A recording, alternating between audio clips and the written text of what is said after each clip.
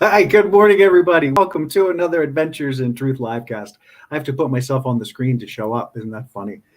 Welcome to the show. My name is Jim Case, and I am so excited that you're here. Welcome to the show. We're going to have an amazing conversation with Moshe today, looking at the soul, the mind, and money. Very in-depth conversation about the intertwining of energies in our lives and how that kind of doesn't serve us, and how we can begin to get more conscious in the differentiation of the energy streams that we work with in a day-to-day life. This is going to be a very interesting conversation. I've had some powerful experiences over the last couple of weeks. Moshe and I have talked on and off, and when we decided or getting ready for this show, we thought, why not let's put that out there. And it seemed like there were different constructs, but when we put them together, we realized that it's all part of the same collection of energy, about this differentiation of streams of energy that we attend to throughout our daily experience. So really excited about this conversation. Moshe will be joining us in just a moment. But before we begin, I'd like to talk with you a little bit about my book, share some insight into the book, Fear is a Choice, Unraveling the Illusion of Our Separation from Love. And what I know about my book, and I say this regularly, is that it can change your life. And why I say that is quite simply because when you change your relationship with fear, it changes everything in your experience. And I was looking this morning, and I wanted to talk a little bit about a particular chapter. And this came as a result of working with one of my clients, and just exploring a little bit more about the book to give you a sense of what we're talking about. So in the chapter, Exploring Our Understanding of God, I get into looking at what is your relationship with God and how that is foundational to who we are. When we understand what our relationship to God is, then we understand where we are in the scheme of things energetically, spiritually, because it defines what we consider the unknowable, or it defines what we consider something greater than ourselves. And what I try to do with this in the book is talk about how significant that relationship is, because it's a relationship that you come in with, meaning your connection to the divine, your connection to the universe, but it's also then refocused in many cases into a religious construct, which is where things can go south and many times do go south. But I wanted to talk about this chapter because I want you to understand that Fear is a Choice is not about religion or not religion. It's just all about energy. And so dispelling some of the myths around the things that we hold dear is really important in order to be able to step into a higher level of consciousness and to get a deeper understanding of ourselves. So I just want to read a quick excerpt here about this question, what is our relationship with God? What is vital to realize here is that the question, what is your relationship with God, is highly personal. It speaks to the very core of who you are. Regardless of your human beliefs, your relationship with God reflects the deepest aspects of the entirety of your being. Indeed, this is the ultimate existential question, crucial to our understanding and evolution. While Christians have long discussed and awaited the second coming of Jesus, I would like to consider the true second coming as the realization that God is already here, living and breathing through us, in us, as us, and by us, actualizing and aligning with that great truth. Coming to this alignment with who we are is not a religious experience, but rather a deeply personal and spiritual one. The experience of being in alignment is unique and beautiful for every human being. There is no right or wrong way, no protocol, no measuring stick of worthiness. You are already that and more. Living in alignment is about turning away from being outwardly driven and fear motivated to inwardly driven and allowing your awesomeness to express through the powerful inspiration created through your alignment with capital S self/God. This is how heaven on earth is created right here, right now. And it happens individually whenever you are ready. In other words, heaven on earth will not happen in a surprise visit in some nebulous future when some angry God decides. It is in the now that you decide. It is all about alignment and connection with the love that is all that is. So just a little sample there of what's happening in my book. I hope that you find that powerful. I hope you find that engaging. I hope you decide to go pick up a copy of my book. You can order on Amazon. You can order on Barnes & Noble. You can order Kindle. www.adventuresintruth.com. My website, you can find out more there and direct links to the book. And I'll try to put some links in the comments from the show. And that's it on the book, guys. Thank you very much. If you're listening, if you enjoy the show, please like, please subscribe, please ring that bell. Let your friends know. Get engaged with the show. We love to get your comments. If you'd like to talk with us while we're on the show, ask questions or comment to us, you can go to the Adventures in Truth podcast Facebook page, and the live will be at the top of the page. On that page, you can actually, in your comments, you can connect with us. So we'd love for you to do that, and we'd love for you to like and subscribe and support us. So thank you very much, guys. And on the other side of the break, Moshe is going to join us, and we're going to dive into this amazing topic. Thanks, y'all.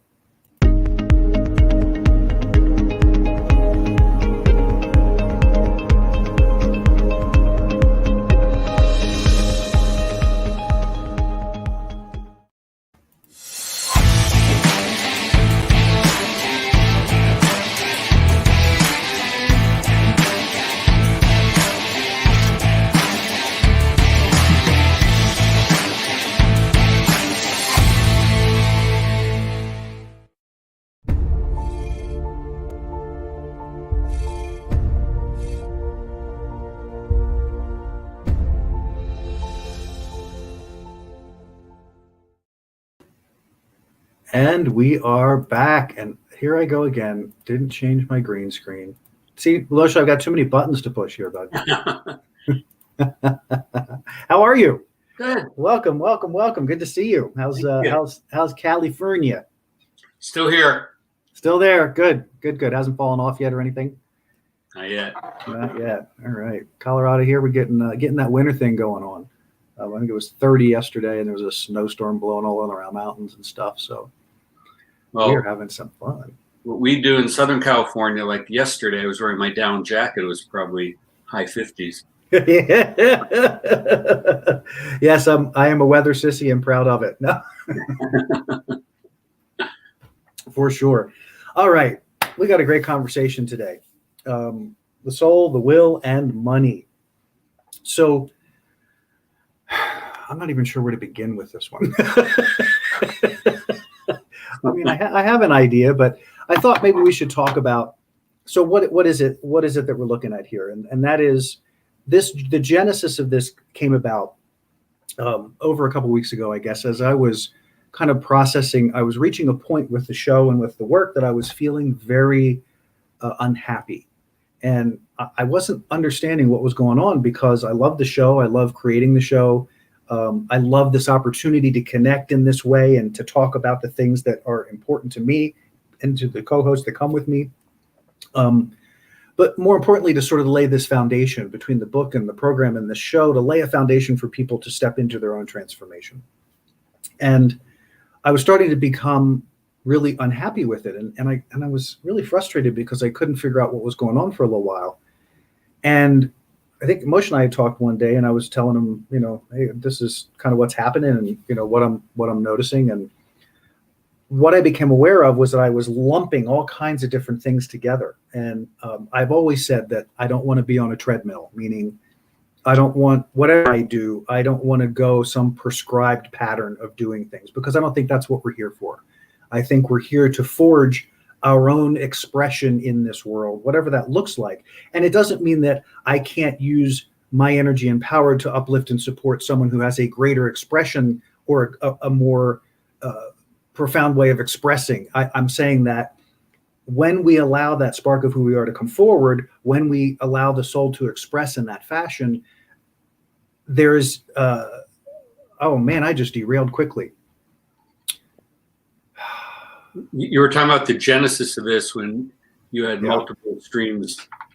So the treadmill piece was, I found myself being gently, not intentionally, and nobody was doing anything bad to me, just in the interactions that I was having through my life and this work, that I was getting sort of nudged into the direction of, oh, you need to do this way, and oh, you need to go this direction, and oh, money. And what are you doing for sponsorships? And what are you doing for this? And what are you doing for that to get this show to do whatever it is that their version of this should be, where mine is the version of sharing who I am with people and sharing this work with people. And so what we found out in that is discovering that I was thinking in terms of the treadmill and starting to push into that literally, because it's not who I am or what I want to do. And as I was migrating into that unintentionally, really, I was thinking I was taking steps to get things done. And what I realized was that's not what I was doing. I was forcing a path because I thought I had to, turn all of this into money. I had to turn everything I'm doing into a way to make money. And that in and of itself will suck the life out of everything I think about and everything I do, because it's not what motivates me. I think money is important. I think money is valuable. I think money is essential, but it is not the thing that runs my life. Because if it did, that's again where I think we start to see the difference between the soul and the will. The will is the one that wants to make it about money, wants to make it about income. So I don't want to dive too deeply because I want to let Moshe jump in here and share his perspective before we go to break. But so that's kind of the essence of where this conversation is going. Did I kind of bring it to a point here somewhere, Moshe? Yeah, I think so.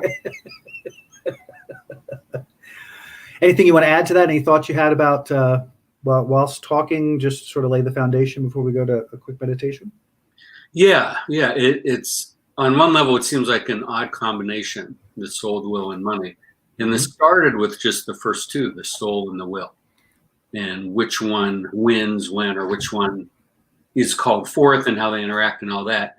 And then we added and that would be a good conversation, be a little more abstract, I think. Mm-hmm. And adding in money just makes it very real in a different way. So that's how we got to this particular combination of three. And we'll be talking about the interaction between all three. Yes. And some great stories and some interesting evolution that has occurred as a result of that whole understanding. So we're going to take a quick break. We're going to come back as we always do with an opening meditation now that we've sort of laid the groundwork for where we're going. Take just 5 minutes to really focus all of our energies, yours and mine, because I like all of us to kind of be energetically in the same ballpark, because the more energy moving in the same direction is going to help us take this process even deeper and more value to you and how you can apply that to your experience. So we'll be back right after this quick segue.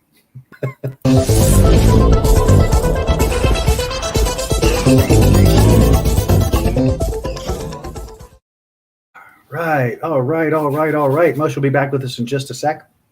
So take a deep breath.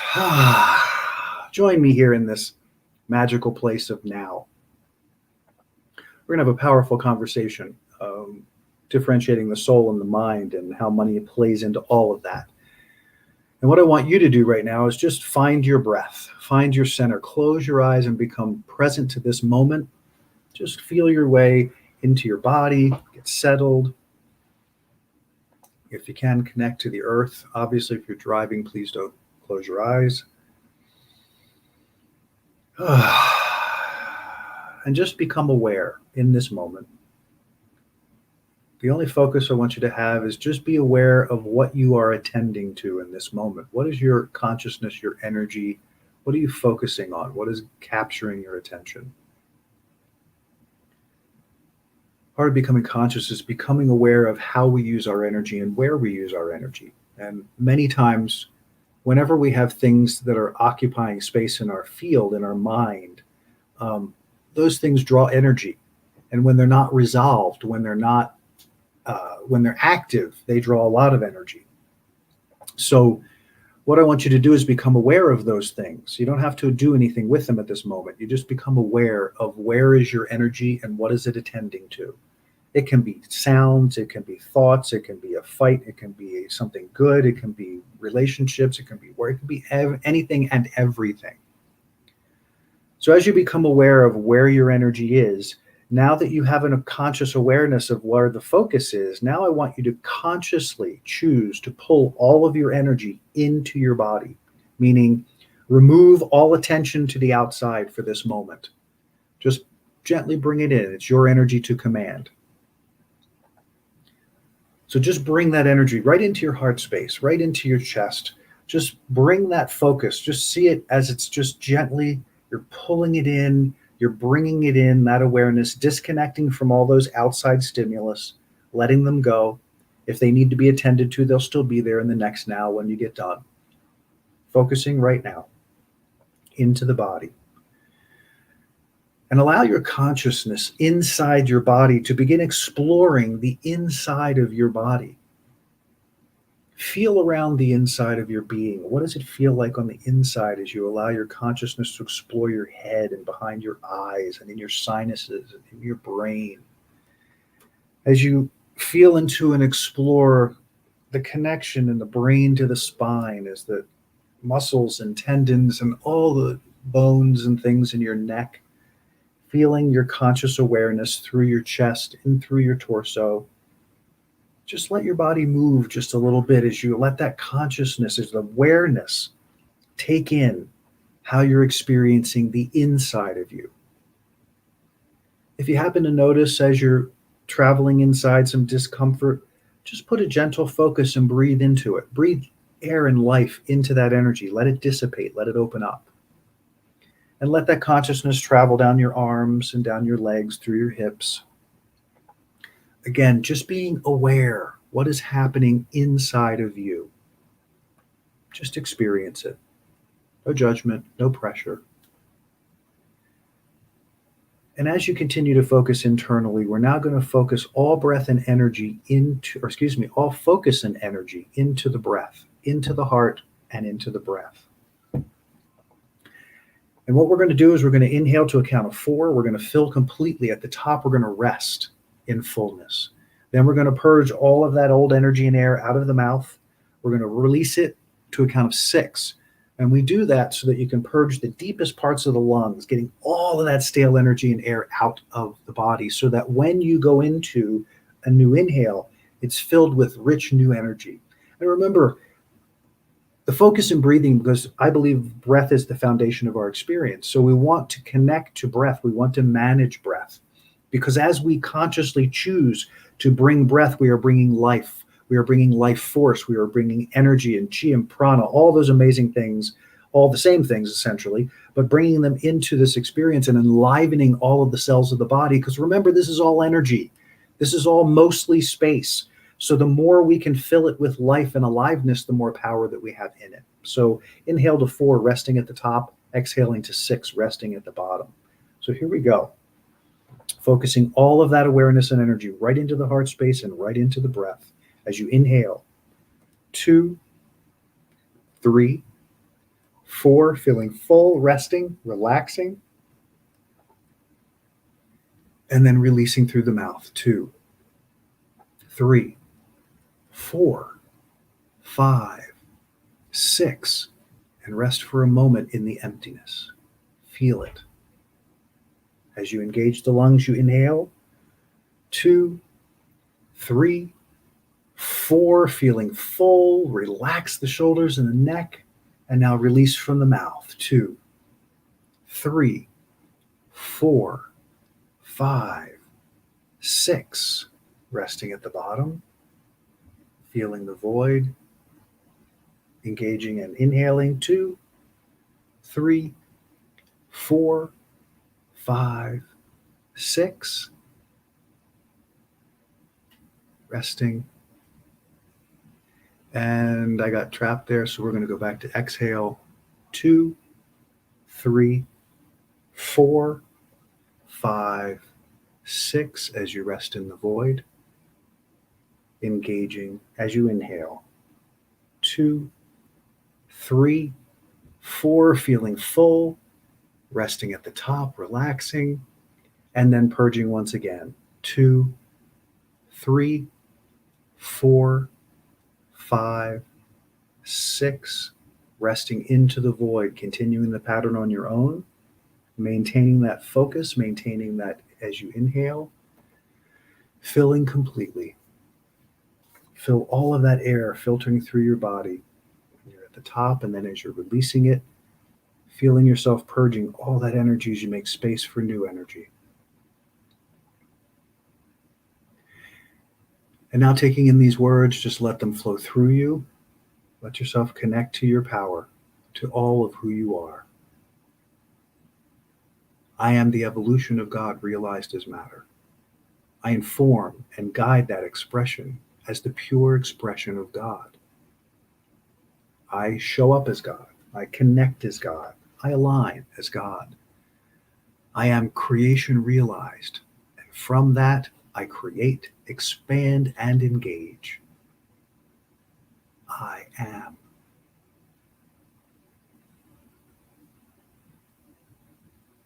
And now just rest in the breath, letting the breath become normalized. Feeling that cleansing, feeling that openness, feeling that connection.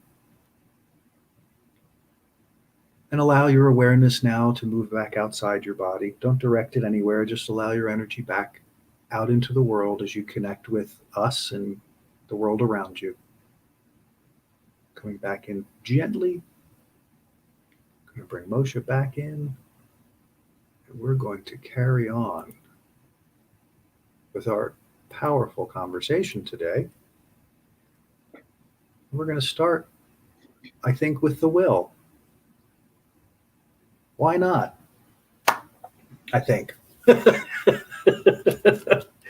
So, the will. Let's talk about the will. This has become,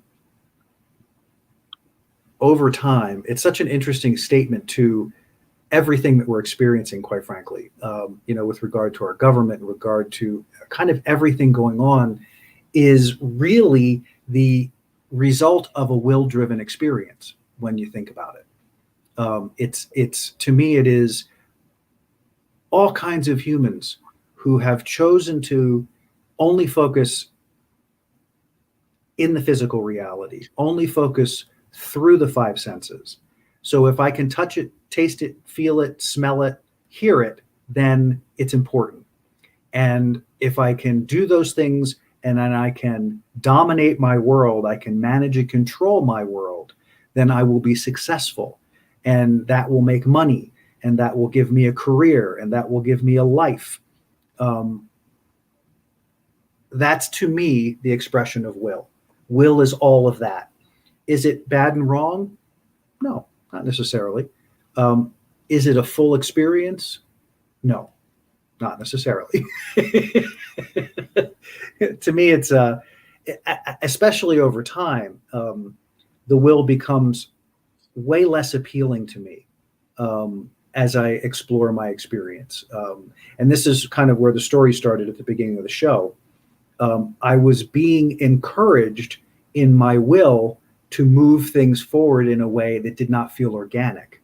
And that's where my discomfort was coming from, what I was experiencing about the show and the book. And there was, and all well-meaning, wonderful people.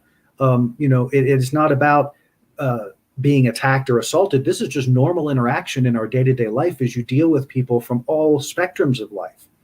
We all have ultimately, anyone living on the planet at this point who's been on the planet for the last 50 or 60 years has been entrained into the will model. We all have. It's all about fight, focus. I think Zoe came in, your door opened. You're right. Hi, Zoe. And all of the things that, again, they've been beneficial because they have empowered us to understand we have the ability to create, but we've limited the scope of that creation to what we can see, hear, taste, touch, and blah, because we're in the physical reality. We think that's all there is. And then we wonder why there isn't a sense of joy or satisfaction in those things that we've created, or the sensation or the experience is only momentary because there's nothing connected to it that is about who we truly are. It's focusing on what I would consider the lesser of our experience and not the greater. Does that make sense so far? Yeah. So any thoughts on that so far? Anything you want to? Yeah. It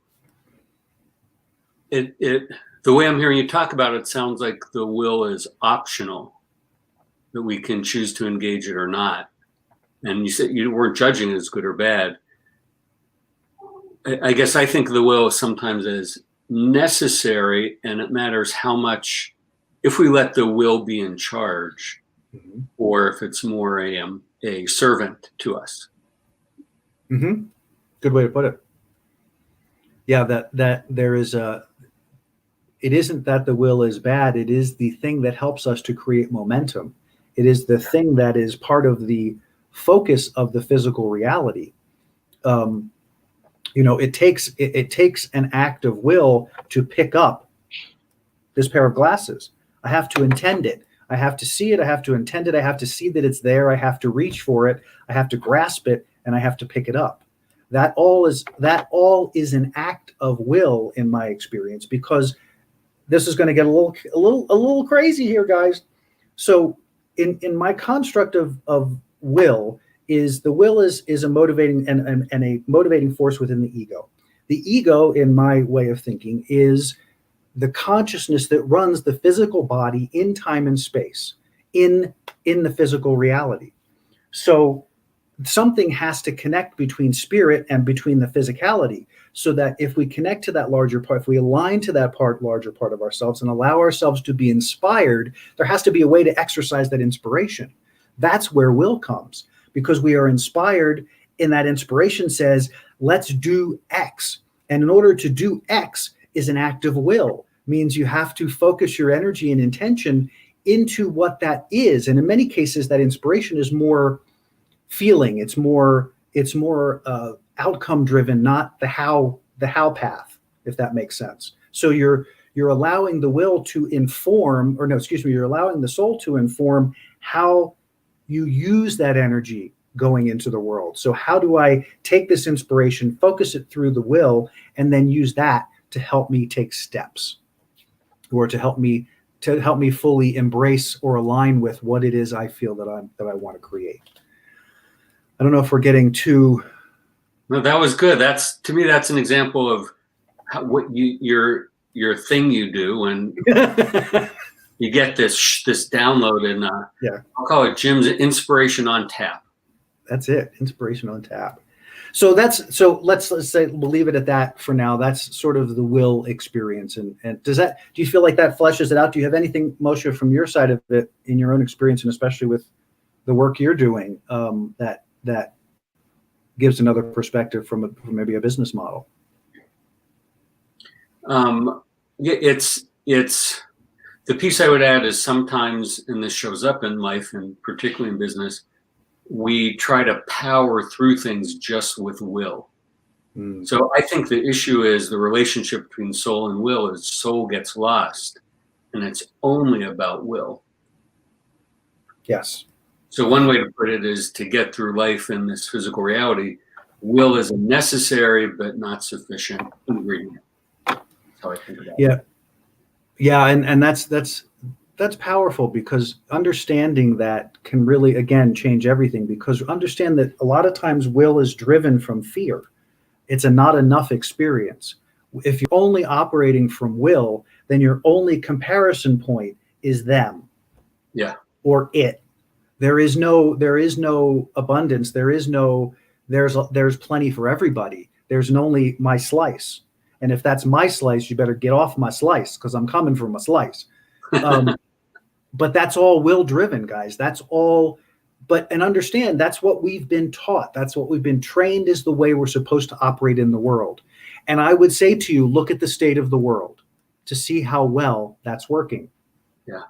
Look at the state of our government, when the person at the pinnacle of our government is completely and 100% absorbed in will. However he can move it, inflict it, whatever, and those that surround him are doing the same thing. They're operating from a completely will-based experience and forcing that on whoever they feel like forcing it on. And so it's up to us. And this is, I didn't mean for this to go political, and I'm not going political. I just want to use it as an example of a very clear example of how that's happening in the world today, right now. And if you can extrapolate that in your own experience, you can see where you're at on the scale. That's an extreme end of the scale, although there's some 70 million people that are in alignment with that based on our election process. So this creates an interesting conundrum, because there's a group of people that think that there is a different perspective, and there are those that have this one perspective. And that's the life in the world we live in. So again, we have to come back to self. We have to come back to, what is this? Who am I? And who is this? And how am I expressing it in the world? Well, yeah, and I just want to add that in your book, I think one really useful thing is you help people address fears with more than will. It's not, I'm going to overcome my fears, I'm going to crush them and get rid of them. It's far more than that. You give the soul context. Yes, and it's about that ability to change frequency and vibration. It's energy, guys. It's always about energy in the end. So if you can get to that understanding and get to that experience, it makes it so much easier to differentiate between will and soul, because there's the inspired place and then there's the action that can take place out of that inspired space. And time is just flying by here. Let's carry on. I'm going to skip the commercial because we already had the book section. So we'll come back later, not to lose the time. So quick adjustment on the fly. So that conversation about will. So let's chat a little bit about soul here, so we can differentiate. And I'm not quite sure how to jump in on this one. So to me, we are the will part of us is actually the smallest part of us. It is the completely physical world driven thing. And in the soul, where you're thinking in terms of energy, the soul being that spark of the divine that is in us, that animates us, that is where we are sourced from, essentially. If we get that, whether it's through a religious context or a spiritual context, if we get that, then we get to know that when you connect in that space into that energy, you're about, where is the flow of things going? How are things evolving? It's kind of a bigger picture, kind of the view from 50,000 feet sort of thing. So if you have this view from 50,000 feet, you can see a lot. You can see a lot in what's happening. And then you can use the inspiration that you see. So you're seeing this 50,000 foot view, and within the context of this view, you're seeing a path of least resistance, or a path that appears to be moving in the direction you want to go. So you use the tools within the tool shed, one of those tools being the will. The soul then focuses, and as the soul focuses, it begins to create momentum. That momentum is the will. That momentum is the focus that is needed to go to that place that the soul is focusing into. And then once you're into that zone, you go there and it begins to open up, and now you can begin to operate within the context of that. How am I doing so far? I'm sitting with it, and okay. I interpret that, or I translate that as meaning, ideally the soul says, go there. And then the will kicks in to make it happen. Yes, because you don't have to listen to that, right? If you're sitting in that space, the cool thing is you're always at choice.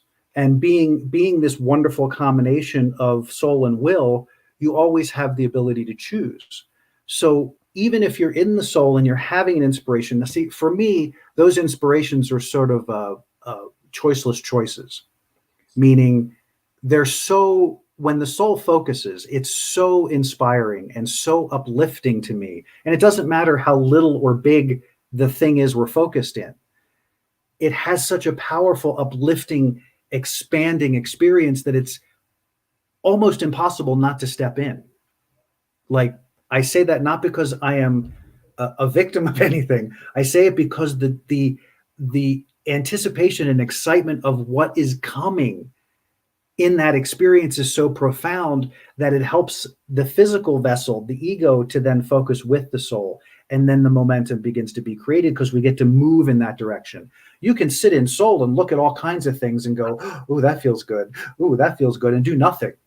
That's called sitting under a rock and meditating for 20 years. Good deal. If you can do it and you like it, why not? But personally, that was never my journey.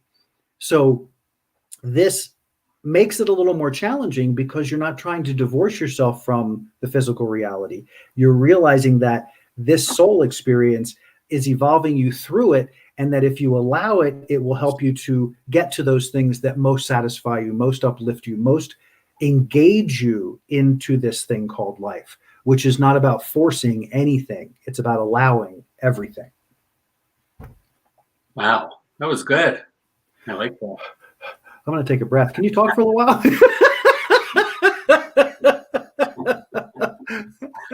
That's funny. I love having these conversations. Sometimes I don't feel like we're having a conversation, though. I feel like I'm running my mouth. But so I hope that helps to kind of distinguish where we're at. Soul, will, the relationship. Moshe, is there anything in this so far that doesn't feel like it's clear enough or needs more? Or is there somewhere in there you feel like you want to add some more from your own experience in that regard? Yes, it's about clarifying two aspects of will, or what could be two aspects of will. One is the desire, I'm going to make a lot of money. And the other piece is the follow through, the motivation to do the work to make a lot of money. And what I hear you saying is ideally the desire is soul driven or soul initiated. Yes. It isn't that the ego doesn't want, but those wants are not, those wants are more often, those wants are physically driven. Those are the thing, what I can see, taste, touch, smell there. That's how I would say that they kind of focus. So, yeah, I'm thinking of how if we can use money, one of our three topics for today, as the example of, would the soul tell us make a lot of money? No. No, and no. Okay, so let's go there because it's time to go there. And we're at that point in the conversation. So what happened in the rest of, and I think I talked about this a little bit in what happened over the intervening weeks, is what I discovered in unraveling this, in part thank you to Moshe, was in unraveling this, I realized that the thing that had gotten into the mix that caused me to go will focused was money. And I, like many of us on the planet, have our own version of whatever we have with regard to money and our relationship to it, whether it's issues or non-issues, whatever. But we all have money stuff in some form or fashion. And it's hard not to, because the construct of money, again, has been inexorably tied to will. So we have it structured in our culture that the way you get to what you want is through forcing your way, pushing your way, driving your way, pounding your way into what it is you think you need to do in order to make money at this thing that you think you're good at, in order to be successful. That's devoid of anything other than physical reality, right? That's just straightforward. So it's always fight, struggle. Where's mine? Do I have enough? I want my slice. Where's my slice? Who's got my slice? You have too much. Give me yours. You don't, there's all of this mine kind of energy that goes with that. I don't think so. So the introduction of money, and that's what got me hooked, was here I am, I'm doing a show, I've got a book, I've got these programs, and I would love for them to create money. I would love for them to make money. But that's not what they were created for. The intention that created this book had nothing to do with money. The intention that created this show had nothing to do with money.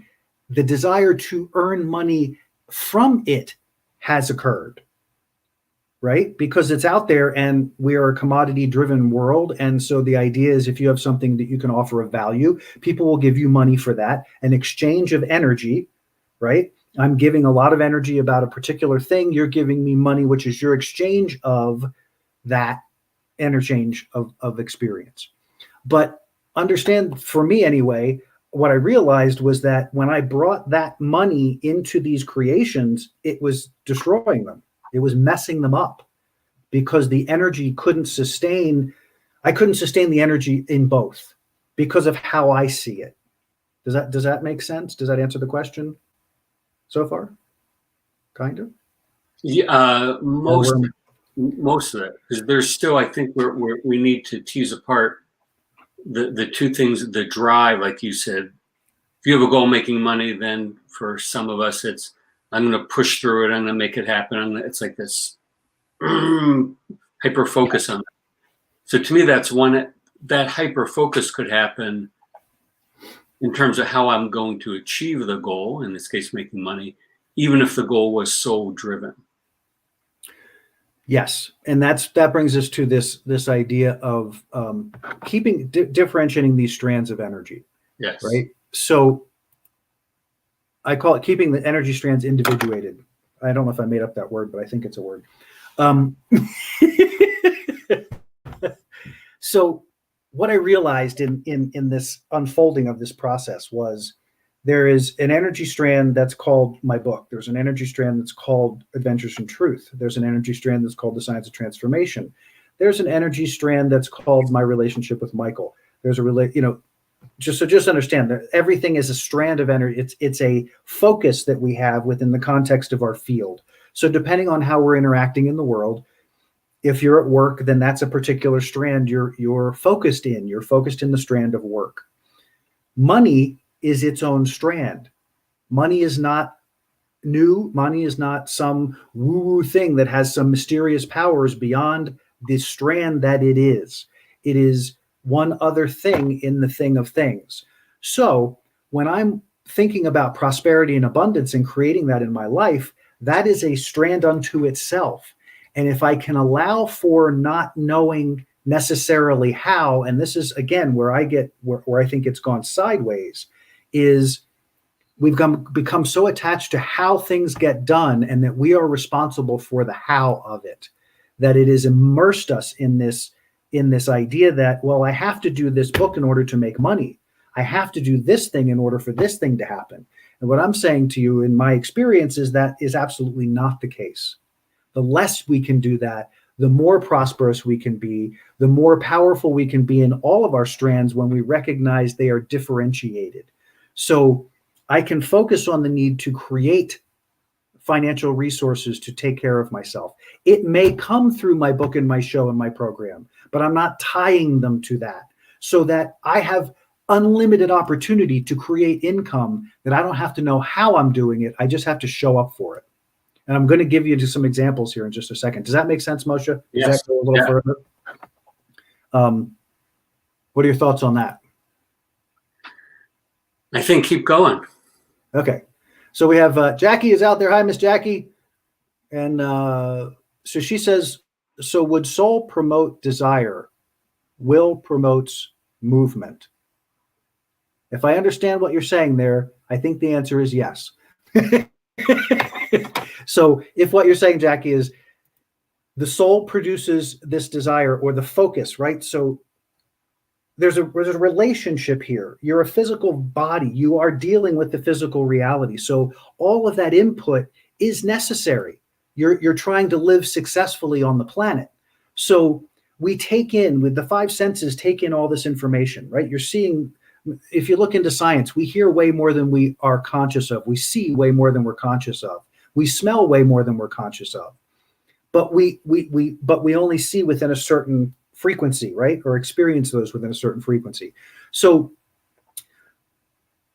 as we're moving through life, there is a stimulation in the soul to want to feel or experience or go in a direction, because that's what it's here for, to explore this physical reality, to experience this reality.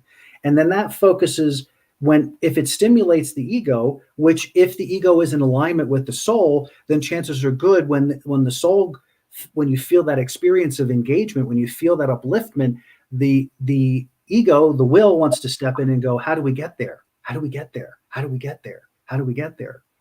And the soul will say, don't worry about how you get there. Just focus on getting there. Just stay focused there. Keep your physical focus there. And that's what you do through your daily practice, through the things that help fine tune your energy and field, so that when that inspiration comes, the apparatus is already loaded and it says yes. And you feel that soul come through, and then you feel it focusing through the will.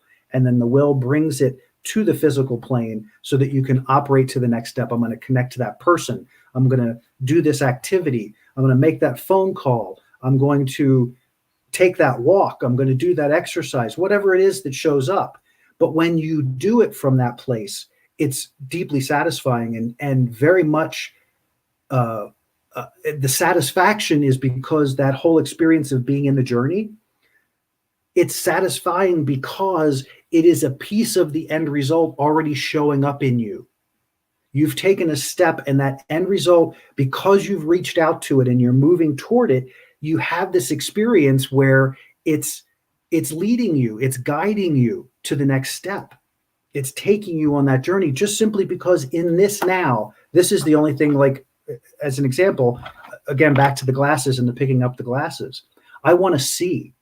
I want to be able to see. So that feeling is so cool. I want to see, oh, look, these glasses might help me see. So now my will is moving to these glasses, and all the steps that we talked about earlier. Now I have the ability to see better, which enables me to see more clearly where I'm going, which is a part of the solution, which is a part of the end result already. Does that make sense?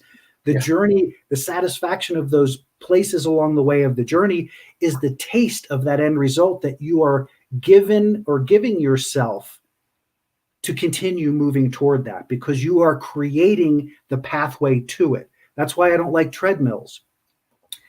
Running somebody else's path to a destination is not your path to the destination.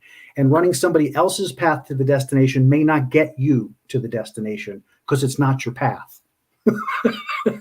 Yes. Well, and on a treadmill, literally, it's the illusion of movement. Yeah.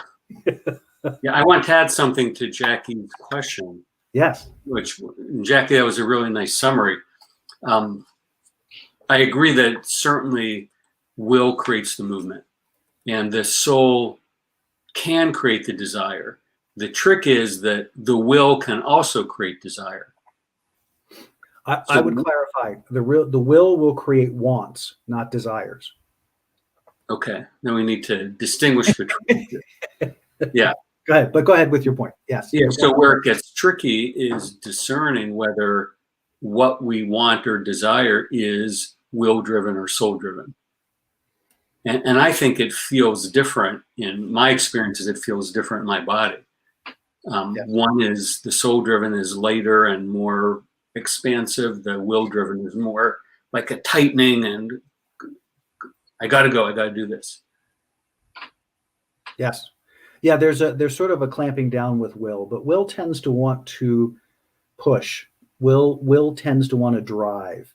And so the cool thing with the relationship is you can feel the balance of your relationship if you are finding yourself needing to go for something, if you're finding yourself needing to anything that feels like that, you're in will. The soul never comes from that place. The inspiration never comes from that place. There's never a point where you should have to beat anything into submission in order for it to be a part of your experience. So that balance is how aggressive, that's what happened for me. My balancing point tipped. So suddenly I was feeling this kind of aggressive need to do things because they were going to make money, because they were going to help me be successful, because they were the how of this is the way I got to get it done. And as you can hear in my voice, there's a ugh to that, even as I talk about it. I wasn't even thinking it, I was just talking about it. But I heard that tone in my voice where that's very different than feeling an inspiration to step into something. There's no resistance. There's nothing to battle. There's nobody to battle. This is me aligning with this desire, this vision, this clarity, and simply allowing myself to be drawn into it. Just like we can We go from forcing to allowing. What I think allowing is about is surrendering to the pull of the desire that's calling you, instead of surrendering to the will that's ordering you. That's an important distinction. Right? I like that. I had to stop there because I went, oh, yeah. Because there is a certain amount of order to the will that is about this and not this, not, oh, let me experience this. So, I was checking. Jackie's being very vocal today and sharing all of her excitement about what we're talking about. Wanted to make sure we weren't missing a question. So we're still talking about keeping the energy strands individuated. So I want to make sure that has kind of come clear, but also I don't want to leave this particular thing if we didn't get clarity here. Are we good with where we're at? I'm waiting to see. Okay. I don't have an answer. Though it must be good because it seems to be flowing. Yeah. So keeping the energy strands differentiated, again, in my experiences, and I know this sounds like splitting hairs a bit, and quite honestly, I think that in a way it is, but in a way it's not. And I say that is, it depends on which perspective you're looking from. If you're looking from the will at this perspective, it's going to feel like splitting hairs. If you're looking at it from the soul, it actually it has so much space, it's ridiculous, because you see the reality of all of that. You experience the reality of all that, and you don't lose context in that way. I don't know if that makes sense. That view, the soul view, the view from 50,000 feet, is an expansive view. So within that context of that expansive view, you don't have to have an opinion. You don't have to force anything. You simply see the larger picture, and then you focus awareness, and then awareness gets focused. And then we engage the will to bring that into our physical experience.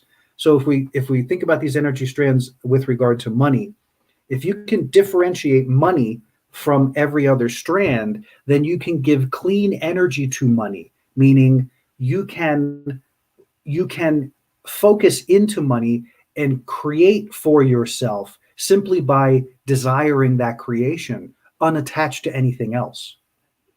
So the only thing that's going to be in the way of you in creating that is if you have any worthiness or self-worth issues hanging around in that money stream. But if you've got that money stream tied to your work and your career and your relationship, how could you possibly differentiate all those? Because you got to separate them all to get to the right answer. No wonder it's frustrating as hell. No wonder people want to go pull their hair out.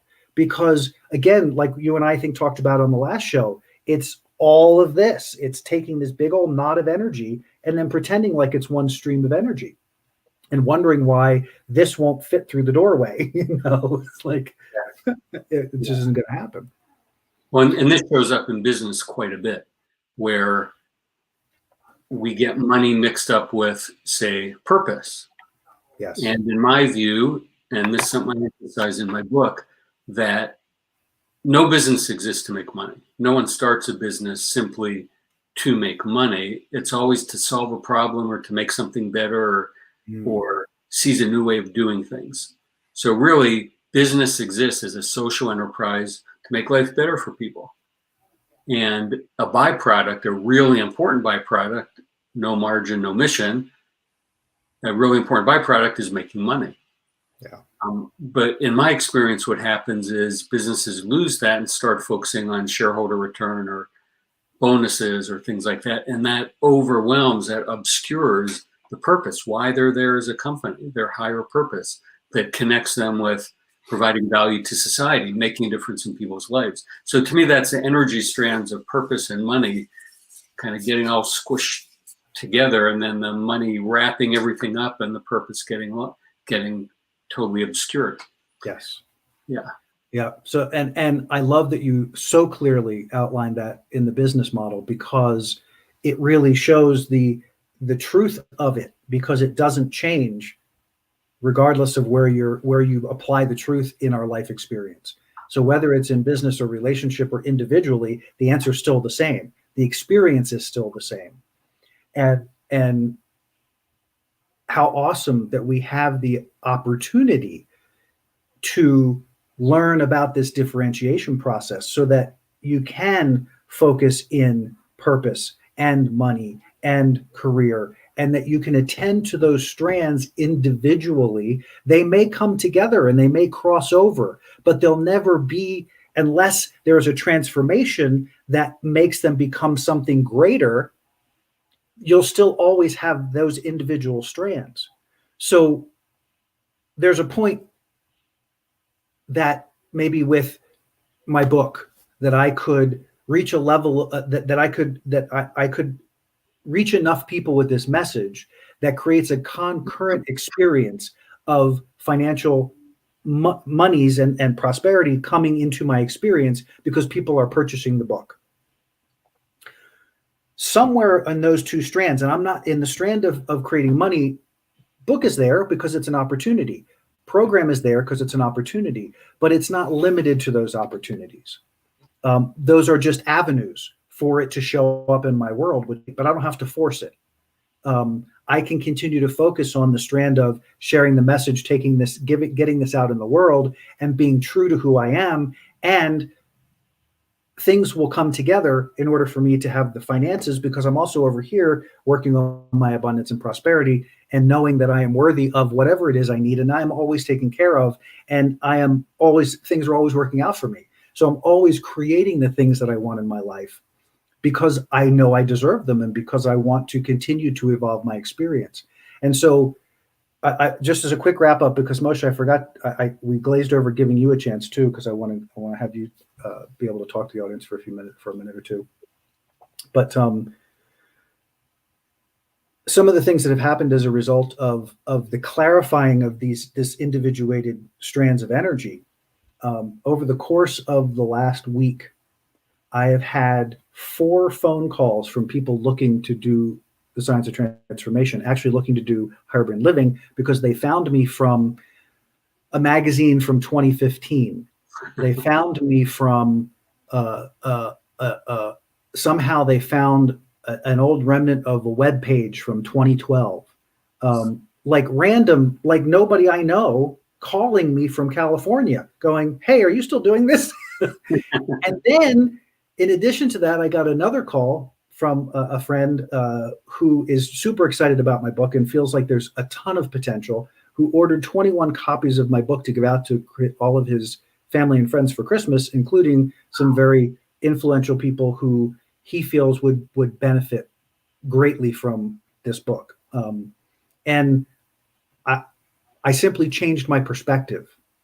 I wasn't driving anything. I simply went, "Oh, I've got this all tangled up. Let's untangle it." And when I untangled it, I felt better. Suddenly my show was wonderful and I was connected to it again. I was feeling good about it. And everything shifted because I let everything be where it naturally needs to be. And knowing that if things in the money market are looking a little slow, then I can simply focus a little energy there. And I can give some love to that. And I can say, "Hey, let's figure out some ways to create some money. What can we do here?" And then allow for whatever that is. It doesn't have to be anything. It doesn't have to be anything I'm even doing currently. I happen to, there's just ways that money shows up that's just extraordinary. And when you allow that to happen, and again, faith and trust, you build the ability to allow those differentiated energies to function, and you feel at peace while it's happening. That's the even greater piece of it, is you're at peace with you in the process because you realize it's all working out. Beautiful. And the big difference I hear as I reflect on our earlier conversations when the strands of energy were intertwined and not individuated is you're more like you're letting it happen and doing the work.